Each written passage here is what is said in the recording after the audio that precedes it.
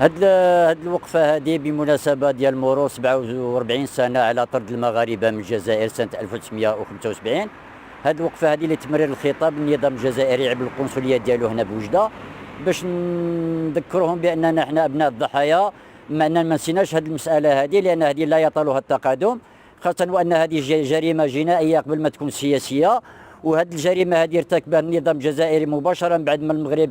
أنه نظم المسيرة الخضراء، واللي من خلالها استرجع الأقاليم ديالو الجنوبية، اللي هذه المسيرة هي اللي أصابتهم بالسعار وانتقموا بنا حنا كمغاربة. والطرد التعسفي جاء في ظروف لا أخلاقية ولا إنسانية، بحيث ما احترموا لا حرمة المنازل ولا الحبلة ولا المرضعة ولا المعوق ولا الشيخ ولا المرأة، إلى درجة أنهم زجوا بنا المخافر الشرطة وتعسفوا علينا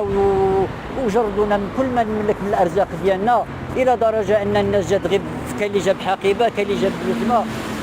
وكاين عاود ثاني المسألة هذه الجريمة هذه نتمنى أنا بالهيئات الحقوقية الرسمية والغير رسمية أنهم يعاونونا ويفتحوا لنا المجال باش نشهروا بهذه القضية هذه، لأن هذه قضية وطنية عندها ارتباط بالصحراء المغربية، لأن هذه الجريمة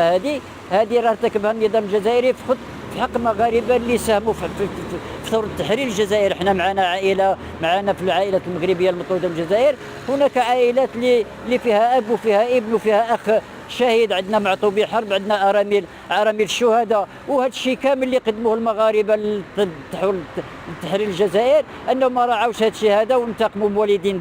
بوالدينا وجردونا بالارزاق. لهذه الوقفه هذه المطالبه باسترجاع الحقوق ورد الاعتبار لهذه القضيه هذه، ونشكر انا جميع الهيئات اللي راهم يعاونونا في هذه المساله هذه، ونتمنى انكم تعاونونا، لان احنا خوتكم مغاربه والطرد ديالنا جا في ظروف لا اخلاقيه وعندها ارتباط بالصحراء المغربيه. لهذا انا نتمنى باش تعاونونا باش نشهروا بهذه القضيه هذه، خاصه وان النظام الجزائري كيتبجح وكيدافع على حقوق الانسان، هو اخترق حقوق الانسان لانه طرد الناس ابرياء والناس عزل وفي ايام عيد الاضحى، الى درجه ان هناك عائلات اللي خلاو العيد معلق. لهذا انايا هذه القضيه هذه غادي نبقى نخدم عليها الى يوم الدين، ولو ان رب العالمين عوضنا ورحنا لاباس وحنا عندنا الاسم ديالنا، ولكن هذه القضيه هذه الذاكره ضد نسيان.